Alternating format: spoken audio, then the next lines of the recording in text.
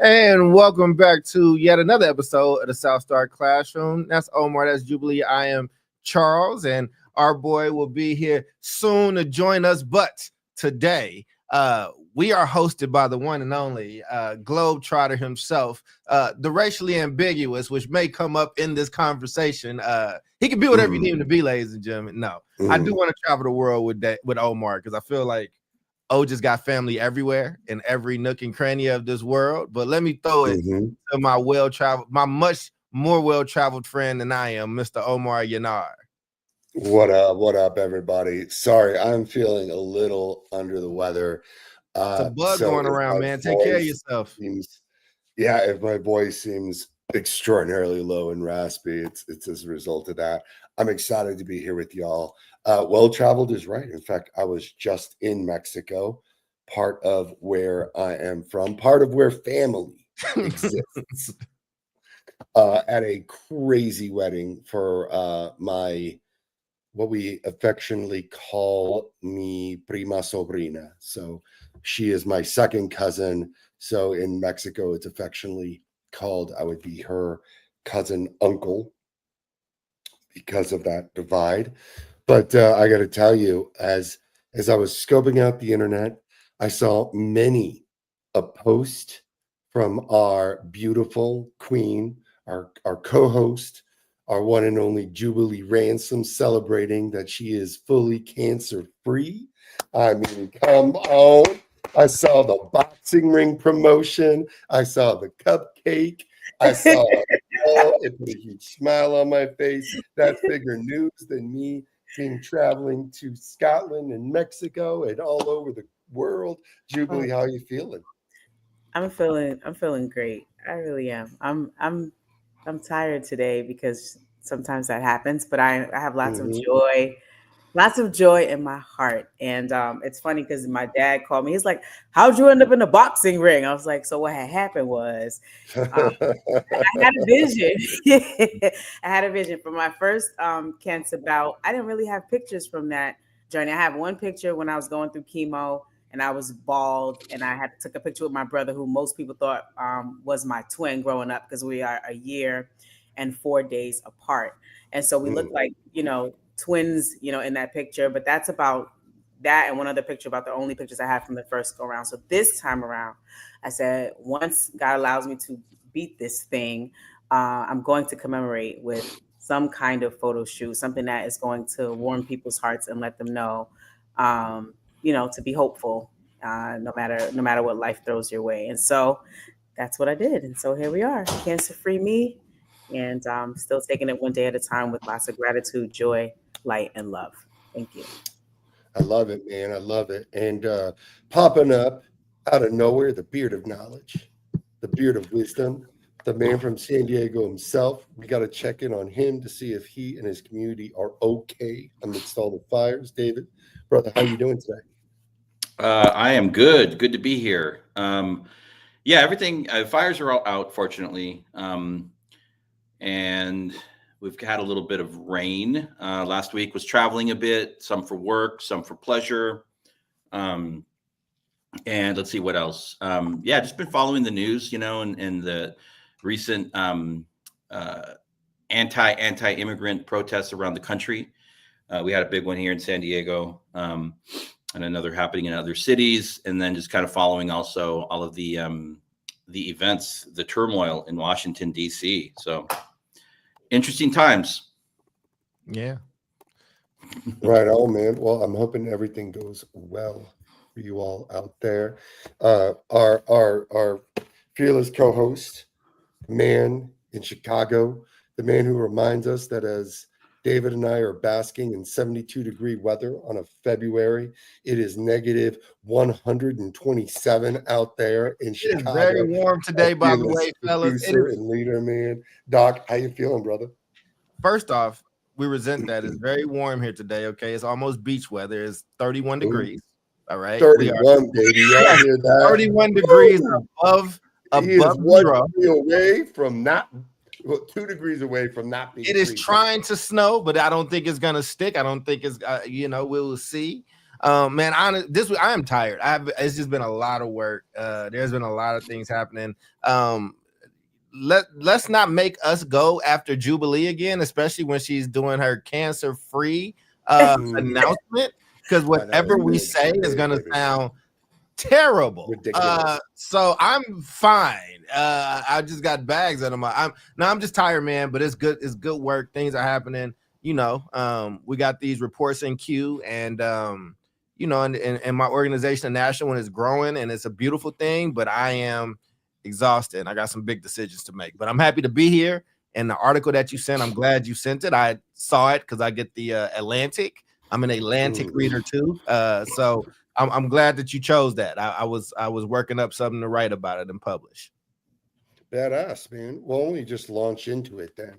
So how we do this, we like to summarize what we're talking about here and then start jumping in. I got to tell you, like, I kind of went semi-controversial on these questions and wanted to, because I think it's a necessary discussion to actually lay this out, especially from the black and brown position.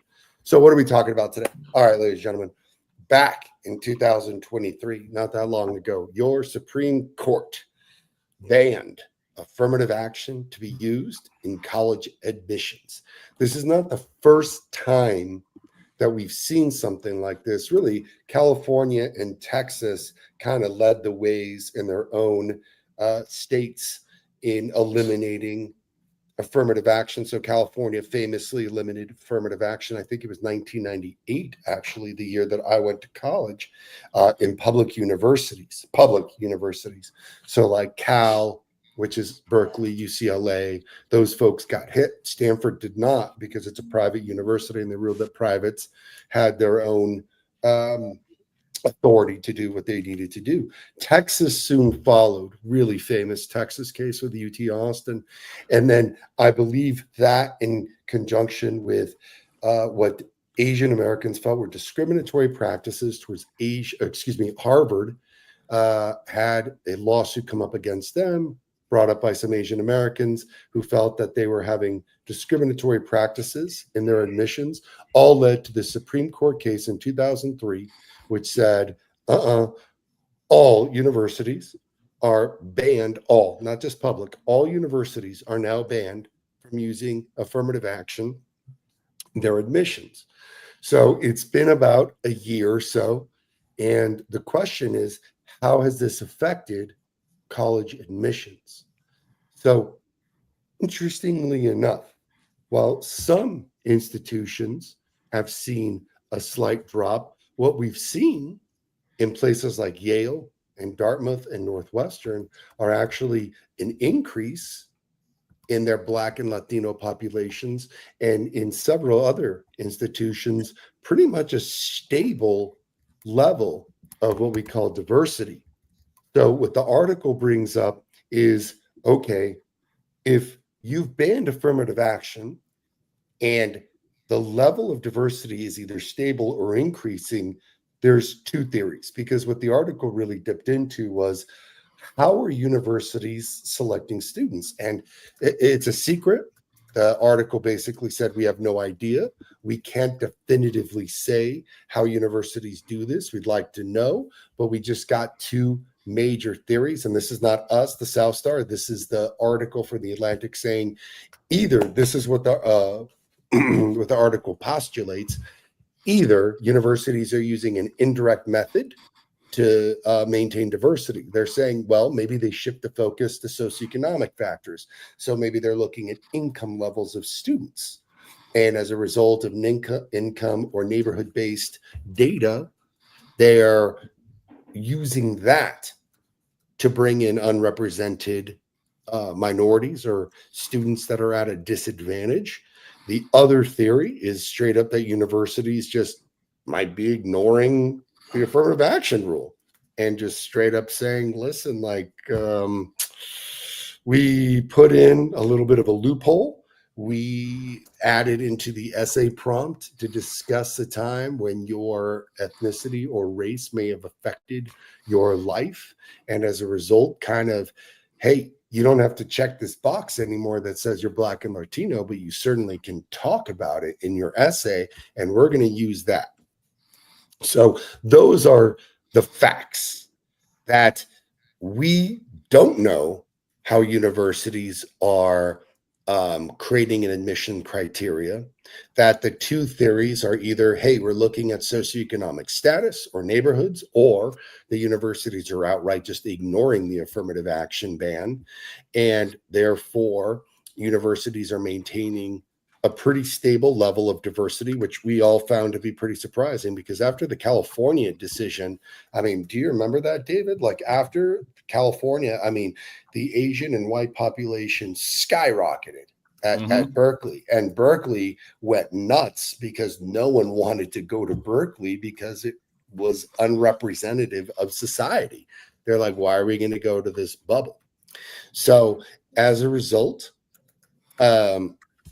we are now faced with an article that poses, in my opinion, a couple questions. And I want to just lay it down to the audience and to you all to kind of not only give me your hot takes, but I'm going to ask the first question. Should universities prioritize academic merit alone? Or do they have a responsibility to promote social mobility and diversity? And I think most importantly, why? I think my big question is like, who cares? Why in the world should we have racial diversity in a university? Why does it matter, and why does it help? Why not just go straight up academic? But I'm going to give it to y'all to comment, see what you think. See you all contemplating. Doc, I know that you reviewed this, so I want to give you a shot to kind of jump in with your thoughts, because you were writing a blog about this, weren't you? Yeah, I did. Well, yeah, it'll be published maybe a little after the show's done, or tomorrow. But I mean, look, should universities prioritize academic merit like alone? No, I think that they should promote social mobility, diversity, and academic merit. I think it should be a melting pot of these different things. I think we have different type of universities for different reasons. So, you know, it is disheartening when you see what the numbers have done with MIT, and who's represented there. And yet and still, as a United States citizen, I need MIT to be MIT. Like, I need us to kind of be building the things out that we need. I myself went to a state school, and it's what worked for me. It's what helped me find who I was. It taught me in a lot of different ways. So, you know, I think as we talk about these questions around diversity, I think the plot just continues to get lost because people have strong feelings about their sides and things like that. So it's like, diversity to what ends, or diversity for what? Like, I think we're forgetting why diversity is important and why it's needed. And so I think diversity is needed because we live in a very, very diverse melting pot in this country and in this world. We are one of the most representative places of the world. Like, you know what I'm saying? Here in the United States, we're not a monolithic society, and it should be reflected in that. And so, I mean, there's a lot of talks and discussions I can have on this, but I also want to say I think academic merit is important. I think that there are levels to this. I think that there are reasons why it's different across the board. As one of the people who got the shorter end of that stick because of my socioeconomic and racial background and my parents' decisions. But why did they make those decisions? Where was society? I mean, we can go really deep into it. So I think it's both. I think you need it for both, but I also think that, you know, this social mobility and diversity piece, I think it is important. All right. I'm gonna ask a follow-up question in a bit, but I want to hear kind of from David and Jubilee what their thoughts are. I would say, let's see the question again. I would say yes. I don't think, academic merit alone, I would say no. Right. Sure. I hope, hopefully I was clear that I wasn't saying that okay, cool. Yeah. It's a tough question. So yeah. I think it's a combination of many different factors. I do think that, I think public universities absolutely are a big lever of change around promoting social mobility for young people, first generation college students, members of different types of minority groups, even, gender groups, whatever it is.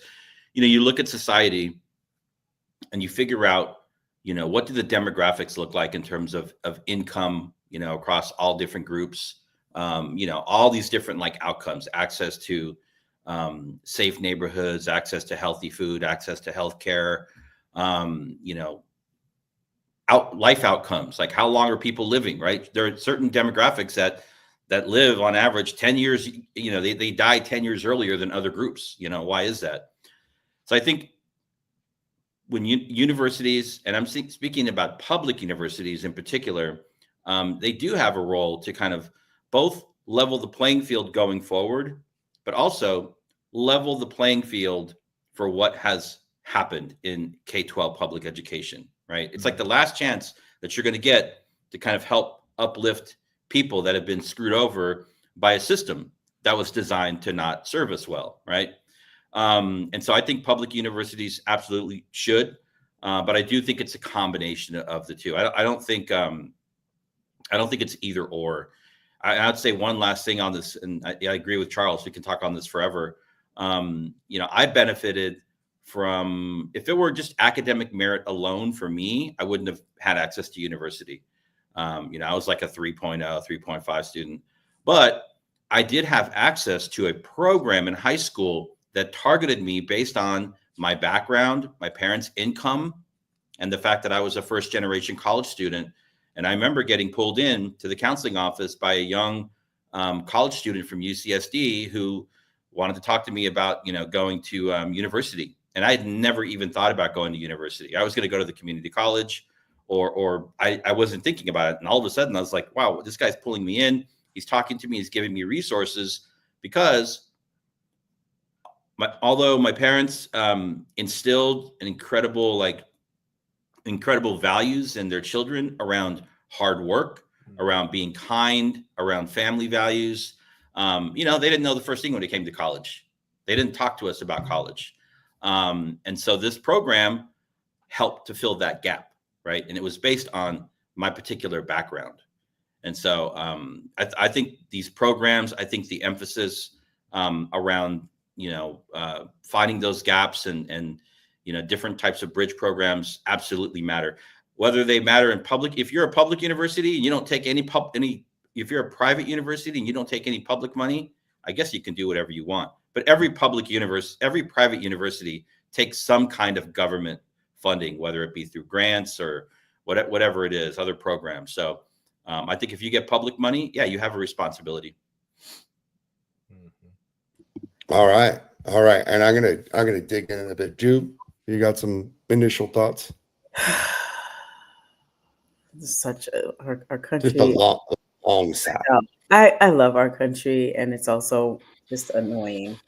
Yeah, I agree with what's been said, and Dave, your point about these different programs that serve as like a bridge, because I know that part of the myth is, well, affirmative action and you know, programs like that, it's like a handout, right? It's just letting people in that maybe don't deserve it, didn't do the work, right? But it's quite the contrary, right? It is ensuring that, you know, Black and brown people who do the work, right, and just need, you know, a bridge, right, or an open door or access that perhaps they wouldn't have otherwise been granted or aware of, to ensure that they have, you know, the same opportunities as everyone else. So I think that's what is annoying me about the topic of like why we even needed a law in this country for people to like do what's right for marginalized, you know, people.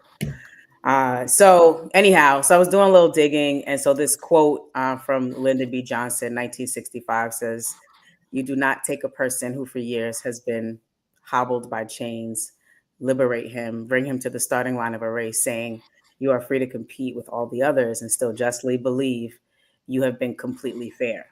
Right. And so here we are, like back to Lyndon B. Johnson at Howard University, 1965. So that's what's going around in my mind. It's like, okay, so if you're eliminating affirmative action, then what? And I'm sure we'll get to this later. Then what will be put in its stead to ensure that we have equity in this kind of stuff? And so to answer the question, of course, I agree with what's been said, so I won't belabor it. But of course, I think there is a responsibility. I don't know if universities feel like they have this responsibility, but I believe that yes, there is a responsibility to promote diversity, social mobility, along with academic merit. And we need colleges that mirror the real world. And our real world is diverse. So I want to put a question down to y'all, because that's a perfect segue, Jubilee, and maybe you want to like jump in really quick. I think the major question is why, and I want to push deeper. So I just want to play devil's advocate. Clearly, I have like an answer myself, but like, who cares? So if I'm some white kid, I'm like, what the hell am I going to learn from a bunch of Latino, Asian, and Black students? Why should any of that matter? I'm going to university to get educated. I want to be amongst the smartest kids there. I don't think I care necessarily about race. What exactly am I going to learn from it? So I want to just push the hard question to us as to why. We all think it's fair, but what I want to know are some scientific ideologies as to what are the benefits. Why even care about pushing social diversity? And forget about just the moral reasons or that it reflects our society. I think I need something more substantive for our audience.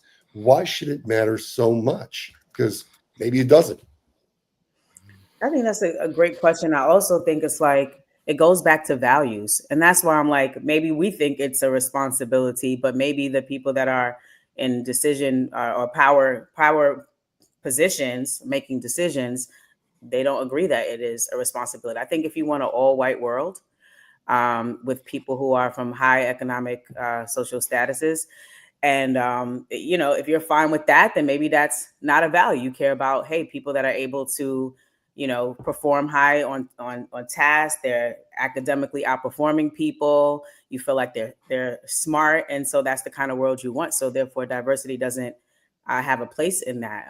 But if you want to have someone who is a citizen, right, of the world, who can function globally, right, and in various scenarios, then diversity is where that is cultivated, right? And if we even take race out of it, like let's talk about a different kind of diversity, like someone who is other abled or has a disability, and either one that's physical or one that you cannot see, right? Or if you've never worked with someone who is, I don't know, quadriplegic, someone who is hearing impaired or what have you, right? Like working with different people from different walks of life, it cultivates us into well-rounded, or supports us in becoming well-rounded people, if you care about that sort of thing. And so I think that is the why, if that is the goal and if that is the value. But if it's not, if it's just about competition, if it's just about capitalism,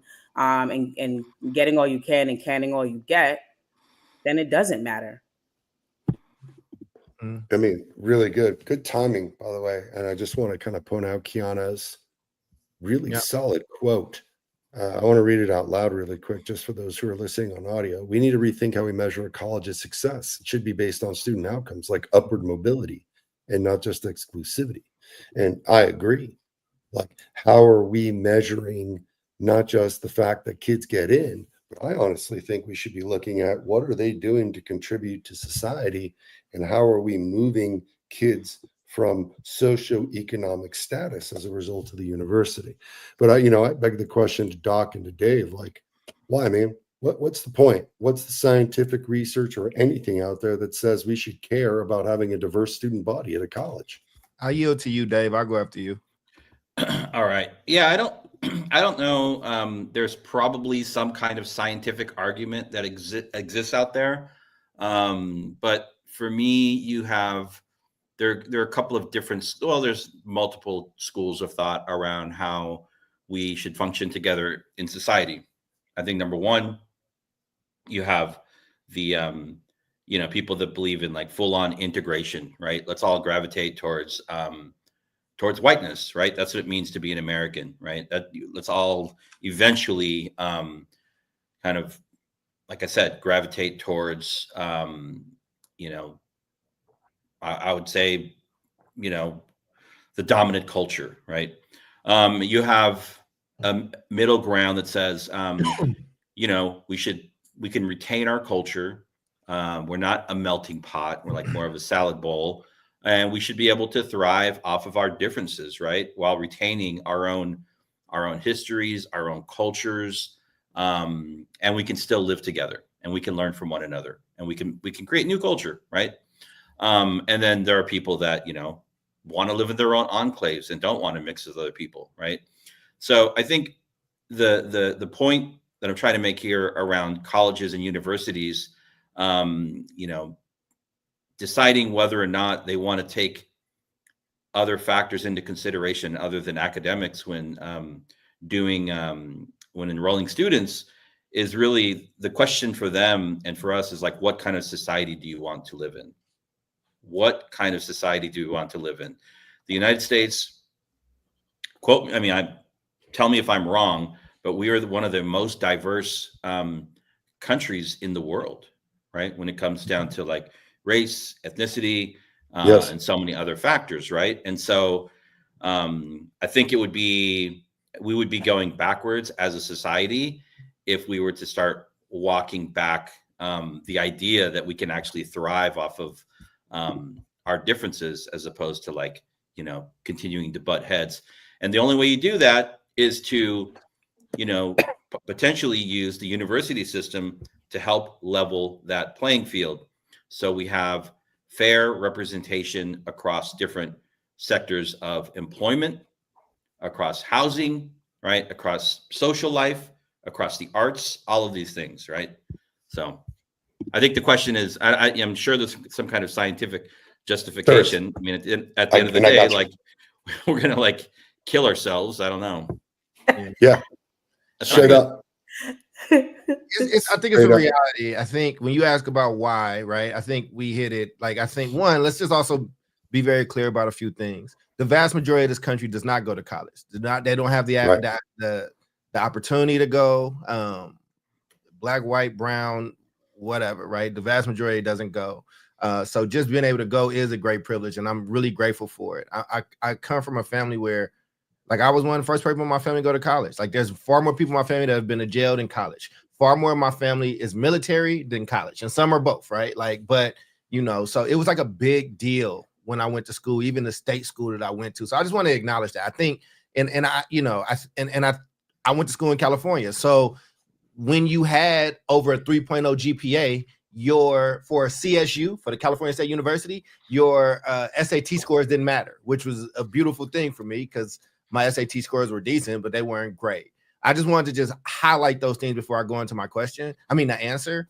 I think that when you say why is diversity like important, I do think that there is a need for, as you move up, that you have to know how to deal with other people, especially in a country like the United States. If you go to a place that's monolithic, right? Like, and you can see black people or brown people visit places like China or, you know, like that's monolithic cultures, and they'll just be a black man walking and it'll be a crowd following them because a lot of these people have never seen that in person, right? Like, so, you know, but I also just want to just point out too, and Toya pointed this out. She said, what about white women? Let's just be very frank.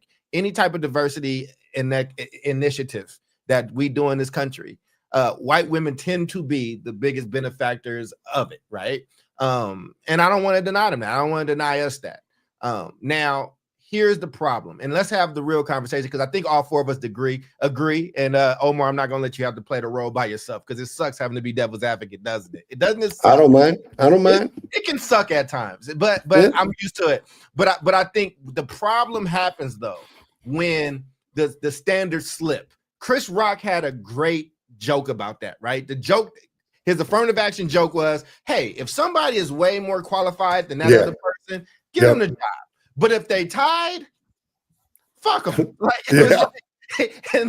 the point of it is that the joke was funny because it hits on so many levels. It's saying that one of these people is going to have very limited scope of opportunity that they're going to be able to take advantage of, while somebody else is going to have a lot more.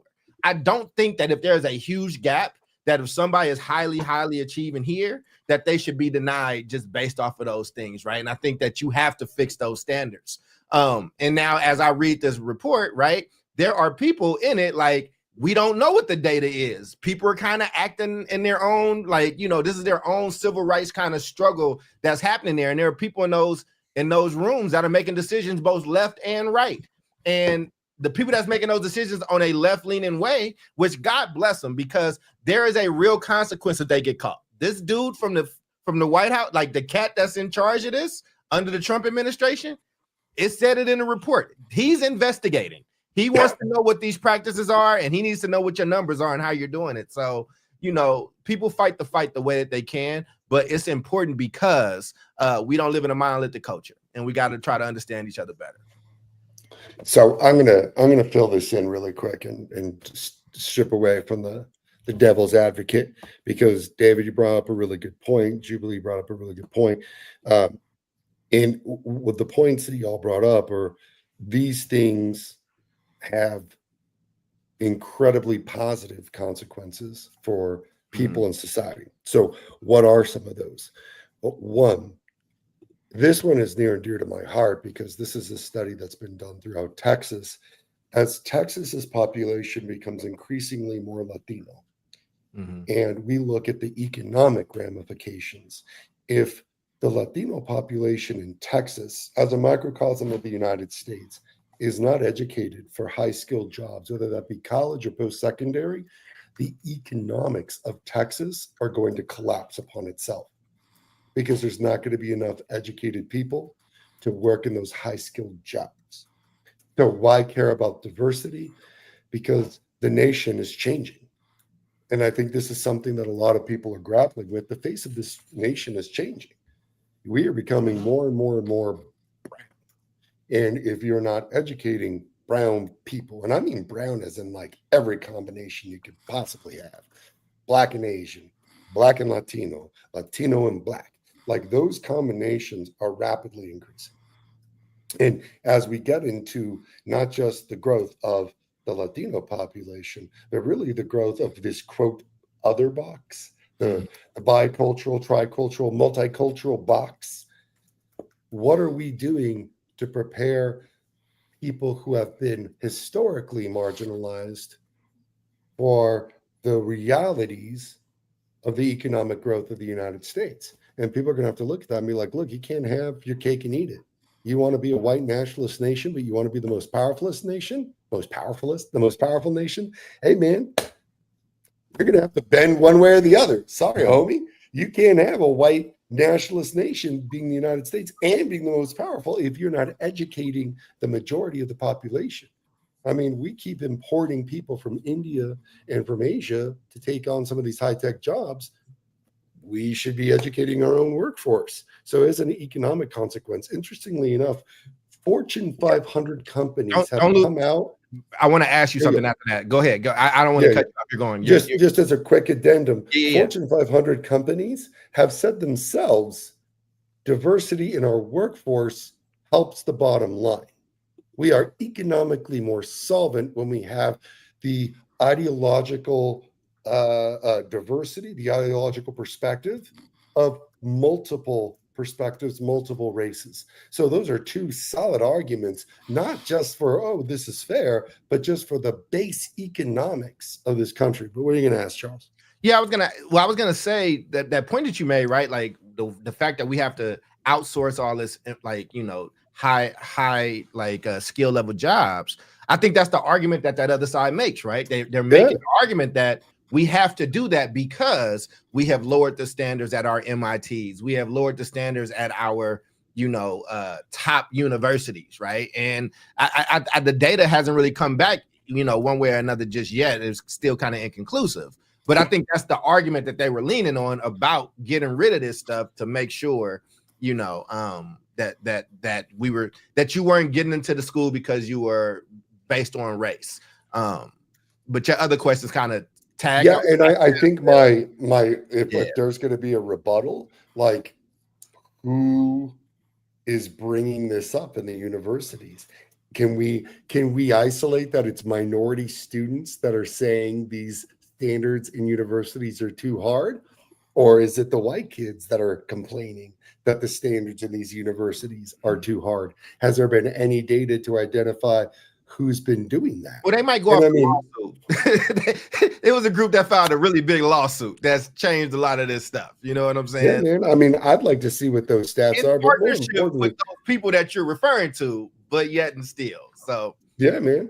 And I mean, like, I'd like to see if you can isolate that data, but more importantly, I think it comes down to if we're going to worry about outsourcing people, it comes back to why this podcast and why our consultancy firm exists in the first place, is that what are we doing in our K through 12 in order to ensure that rigor and standards are at high levels for all kids, regardless of where they come from.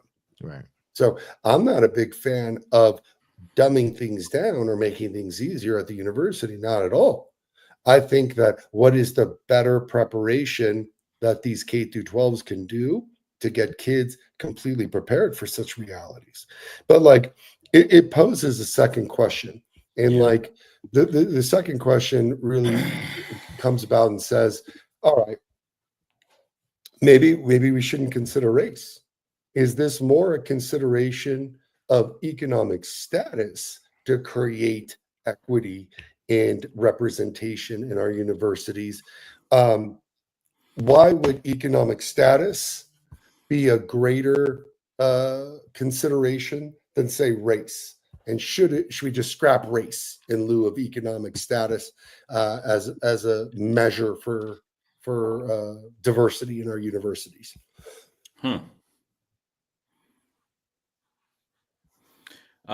Interesting question. I would say, I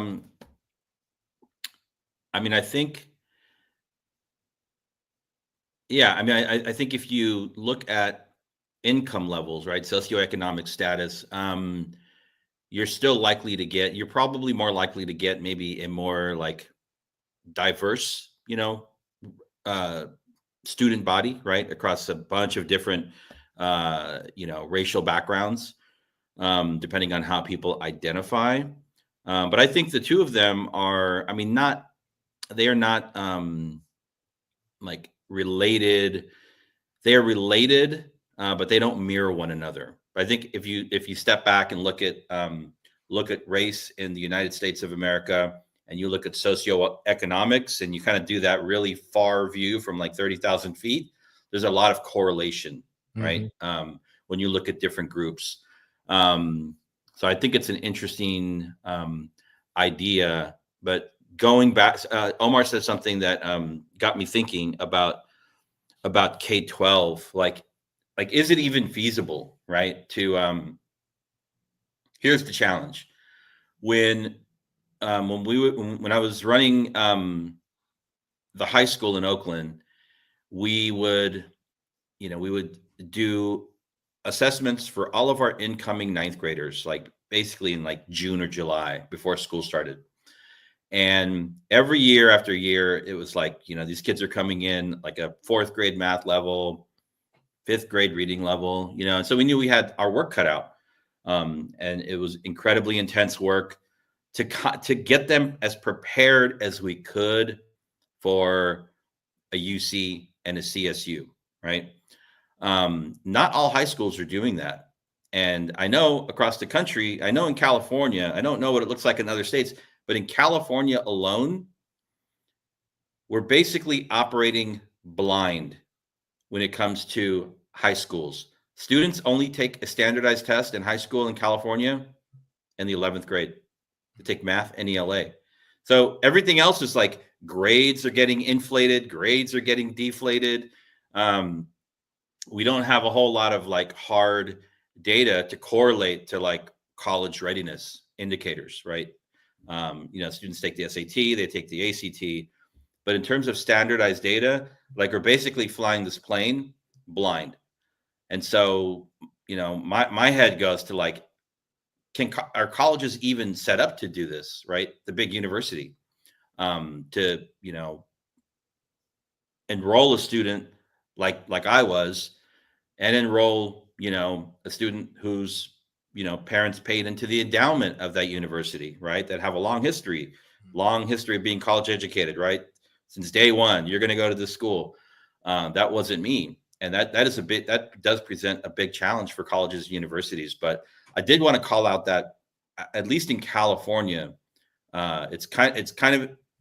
it's unacceptable that we are having this conversation about, should colleges take into consideration, what other factors should they take into consideration other than academics, when like we don't even have a barometer for academics really when it comes to California. We have a 1 11th grade, we have a 1 year 11th grade snapshot, and that's it.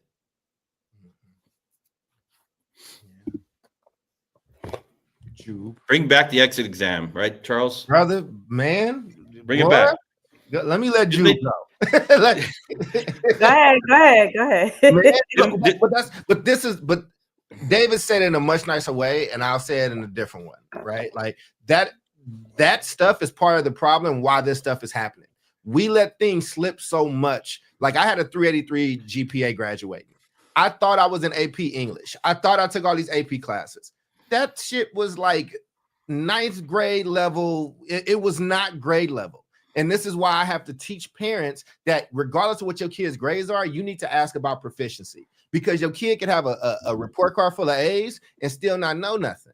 And then like when you take that exam or whatever the case is, now you look crazy and now you feel some kind of way. We do ourselves no favors in doing that. We do our teachers no favors in like not ensuring that they're teaching stuff on grade level. And I know kids may be coming in not on grade level, this, that, and the third, but what is the standard? And because how I feel about these diversity programs, I grew up on welfare. Listen, man, I am not here. My life is so different if I didn't go to college, if I didn't have those food stamps that my grandmother raised me on. But you know what else? And I think I mentioned this. I don't know if I mentioned this to you all or just some friends, because we were talking about this. Somebody asked me why I was a Democrat, even though I'm so mad at them. And I said, well, I needed that assistance. But I remember saying, Granny, I'm going to grow up and live right next door to you. And she damn near slapped the shit out of me. And my grandmother's never put her hands on me. She had to spank me one time, and she cried what she was doing and barely touched me. That's who my grandmama was. That my mama's mama, my dad's mama. Wait, why'd she spank you, man? Because I just didn't want to get dressed for church. She didn't even spank me. She didn't do that. She was crying. She didn't have that dog in her with me, right? Like, to which my mother was very annoyed because she said she ain't had no damn problem hitting me. But my grandmother grabbed me and she said, hey man, I love you. I love you more than anything, but you will not live here as an adult. You need to go out and do something. You need to go out and be somebody, and you need to go see the world, right? Like, she didn't perpetuate me staying in that system, but that system of that help that she got helped raise me. So like these colleges, I make significantly less money if I don't go to college. I might not be a free man if I don't go to college. That's how important it is. But black schools, brown schools, urban schools, we are doing ourselves no favors when we continue to lower the bar, when we are not holding ourselves to account, when we're not delivering quality education, when we take away an exit exam that is 9th grade level material that everybody should know. And the reason why we took it away is because enough kids couldn't pass it. That is more of an indictment on that system, not those kids. But instead of fixing it, we made it easier for ourselves. So David, you rev me up. Go ahead, Drew. I'm sorry. He knows how I feel about this exit exam because it's terrible that we got rid of it. I would agree. I think, we need race in there. We need both race and economic status. I mean, are we trying to like right the wrongs and level the playing field or what? And I don't see how you can do that without having race conscious admission. Because even when you compare, right, a black person's application to their white counterpart, and maybe everything, is similar, right? They similar socioeconomic status. Maybe they got similar SAT scores or what have you. But what sort of barriers existed in that black or brown kids come up or K-12 experience that perhaps that white kid did not have? Like, I just think that there are so many questions, and when you kind of dig up and go backwards, you find that there is some kind of discrimination or discrepancy or barrier that made the K-12 experience more challenging for a black or brown person who's also in a lower economic, socioeconomic position. Jubilee, I want to put you a little bit on the spot because it's a perfect segue to the next question. So I'm kind of pitching you a bit of a softball, if you will. In preparation for this show, I was just kind of reviewing the internet, and somehow or another, this thing popped up on my Instagram, and it was a video of a class at Harvard where they were debating the tenets of affirmative action. And there were a lot of students, hundreds of students in this auditorium, and they were going back and forth. And this female student gets up and she says, "This affirmative action, I don't get it. Like, why the hell do we need this? Like, why do we need to account for the discrepancies of our ancestors? So this is all done. We're post-racial. We voted for Obama." She didn't say that, but that's my favorite argument. Right? Oh my goodness, For man. these people who like love to think that we're beyond race in this country. We want to be beyond race, right? But we're not there yet. But she was basically making the assertion that, hey, why should we have to pay for the discrepancies of our ancestors? Because what she didn't understand is like racism is done. So the shit that happened in the past has no effect on today. And I'd love for you to comment, because I know our audience is going crazy right now, being like, what? I mean, sure it does. I'd love to hear from our audience, but I'd love to hear from you. Yeah. How have the things of the past, because Yep. I think this is such an important component of discussing affirmative action, affect students of today? Of course. I mean, I think it's implicit biases, right? And it's like people, you can say whatever you want, right? Racism is still alive and well, right? And it's taught at the dinner table. It's taught in community. It's taught in families, right? By things that are stated and things that are unstated. And I honestly don't feel like there's any way to erase it. And so while some people are thinking, oh, it's our ancestors, it's not us. No, it got passed down generation to generation, just like, you know, a folk tale. And the people to whom it has been passed down to are also in positions of power and positions of authority, and have the ability to make decisions on behalf of others. The issue is that without a lever in place or something to say, hey, you're operating from a bias, right? You don't have a full scope or understanding of people from diverse walks of life. And there's no lever to make you do that, because people's hearts, right? If they're flowing from this place of implicit bias, right? Their hearts are not automatically telling them, hey, I'm being a little bit one-sided here. I'm not actually being open-minded here. So you need a lever that says, hey, pay attention to these people. Pay attention to people that don't look like you, that don't come from where you come from, that don't sound like what you sound like, that don't necessarily believe what you believe. Pay attention to other people. Without a lever that does that, then people just get to flow on their implicit biases. And whether or not you voted for Obama, you voted for VP Harris or what have you, these are things that are internalized and they are inculcated in our society. It is. And I will add that I just did a little research on like where this exists in the world, right? Outside of the United States in terms of race conscious college admissions, right? So there are some historical and social context, some differences in those things. However, countries that have similar policies to affirmative action, because every single country has marginalized groups, right? Brazil, India, South Africa, New Zealand, France, China, the UK and Germany, they all have their own version of affirmative that's some dope knowledge. That's some dope knowledge.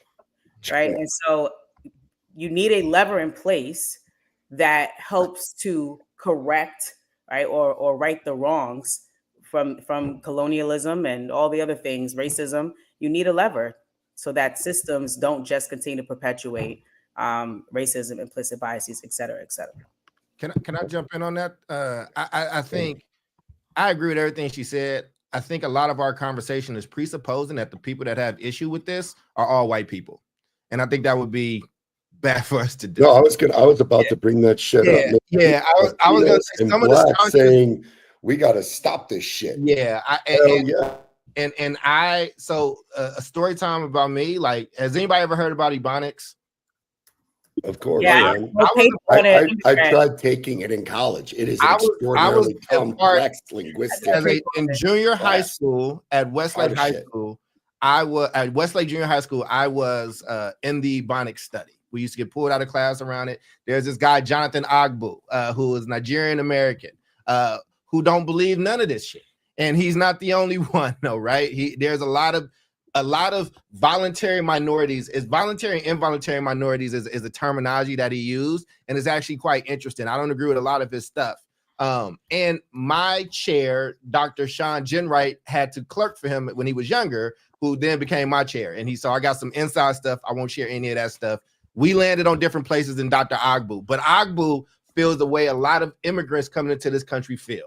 These are the rules. This is what you said. This is what you promised. If I come here and you say, if I do good on these tests, I do good in these schools, then I'm supposed to get this. So why would I lose a position to somebody just because of X, Y, and Z, right? That led to, now we just had this big Asian, huge Supreme Court thing that has led to where we are now. So I'm just saying, I think that, and I also lived in Kentucky where there's a lot of poor white people, it's a lot of poor white people. And some of them don't understand this notion, right? Because they're like, tell me where my privilege is. Now I can sit down and explain it to them. I've done it before. But I think in these type of conversations, and I agree with everything that Jubilee said, I think we need these things. But I think, listen, y'all, this shit ain't fair. Things are not fair. And it should be fair. And I don't think people care about changing hearts and minds. I don't think people care about having to worry about what happened to this one particular group as they're coming up. You know what I'm saying? And I don't think people are courageous enough to say it because they might get looked at a certain type of way. But even as I'm reading that book about the Latino folks that went Trump and were January 6ers, a lot of this rhetoric is coming up in it, right? A lot of these people feel like, yo, I did this the right way. I didn't know about the DACA thing, right? I'm a DACA advocate. I have energy converters kids who are DACA advocates. You know what I didn't know that happened in DACA that I was a part of? I didn't know that if Jubilee was trying to immigrate here and she was in process to become a citizen, and when Barack and everybody did the DACA stuff, I didn't know that the DACA kid just jumped in front of her and her status stopped. I didn't know that. And I can understand somebody feeling some kind of way about that, but I would just say, man, I wish we had more time. I don't want to take up too much. Let me just stop there because it's such a meaty conversation. But I think that we need these type of diversity things. I think that schools can be smart in how they go about it. I think that there are ways that they've been kind of doing it, and some people might lose their jobs for it. But this is one of their social rights issues. I just know that without college, without the ability that I had, there is no South Star classroom. There's no New Niagara. There's not a lot of work that we've been able to do. And I take care of my family because of that college thing. So it's a tough topic, man. I didn't give you a good answer, Omar, but I just felt like, but it's just because it's a complex. I just feel like people oversimplify this conversation. And it's like, we are for agreed, but we know if we dig into stuff, we're like, yeah, okay, we got to help with this. We got to do this. And it's just, I don't want to be lazy on a big topic. You know what I'm saying? Not saying that we're not doing that, but I felt like I had to mention that stuff, you know?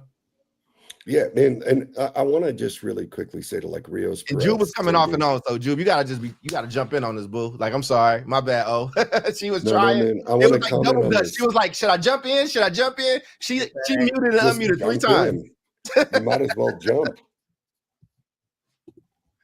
No, it's okay. I did want to jump back. The whole K-12 thing, I don't know. I just feel like we need a lever. I don't see how we can ameliorate this without one and without addressing implicit biases. And if it's people of color that have them too, because they agree with the whole, the ban of affirmative action, that's a whole nother story. But I'm just all about how do we figure out how to level the playing ground. This has been questioned for decades and decades and decades. And if I'd feel happy if I could say, you know what, if you are an American kid and you go to school here, K through 12, you're gonna be set. If you go to community college, if you go to elite Ivy League, if you go to HBCU, don't you worry, you're gonna be able to be great because you're gonna have a solid K-12 experience, right? The problem is that the inequity, it starts, way before that, and it continues throughout that continuum, and it just keeps rolling and rolling and rolling, and that it never gets addressed. So now you don't have a solid K-12 education, and you can't get into a good college, and then what becomes of you? And so then the cycle is perpetuated.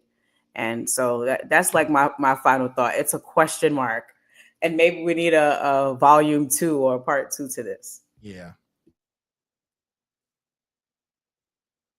Yeah, man. And I mean, I'd honestly Already, say damn. we had final thoughts already, man. We are wrapping up the show. We couldn't even get to the third question. The conversation got so crazy.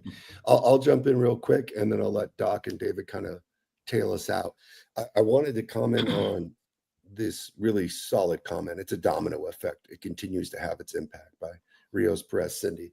And one of the things that I wanted to share is for those who don't understand, for an audience member, is like, how have the effects of our ancestors had ramifications on today? We've talked about this on the show numerous times. But my favorite example is like when Franklin Delano Roosevelt did not allow Black GIs to take advantage of housing and housing support that every other GI got, and created what is effectively called redlining, where they segregated neighborhoods and Black folks had to fend for themselves to get into housing without any support that everyone else got. It created an enormous economic disparity gap. So as generations of white folks had stable homes, didn't have to pay for their homes because that home stayed in the family, Black folks were continuously moving, renting, dealing with extreme difficulties. That stability of home was not there. That is how today you have a factor that happened back in the 1940s affect the economic status of Black folks today. And that is why you have a situation like, well, yes, socioeconomic factors should be considered, but if you start looking at socioeconomics, the majority of those folks happen to be Black and brown that are in those scenarios, because the racist policies of the 1940s, 1950s, and the 1960s still carry on till today. And as we look at how universities, and I think the workplace looks at this, what baffles me is that the Supreme Court has made a decision that is defying the overwhelming majority of the public opinion of the United States. So in multiple studies, the overwhelming majority of Americans, I mean, depending on the study, anywhere I've seen 67, I've seen 73, I've seen 72.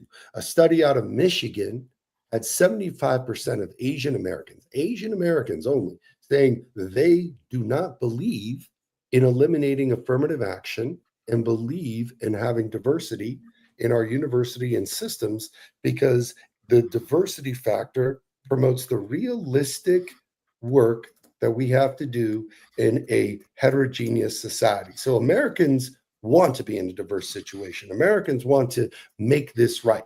And we got a Supreme Court that's defying the will of Americans in the United States. And I find that like that's a topic for another show, as the Supreme Court making some very interesting decisions that I think not only defy where we're at constitutionally, but where we're moving as a society.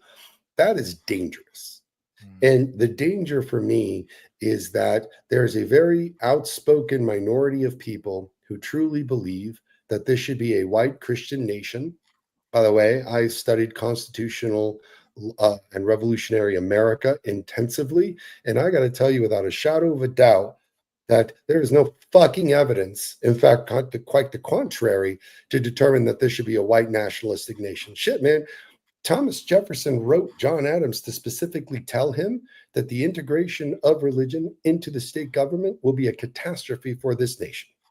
We must progress as this country progresses.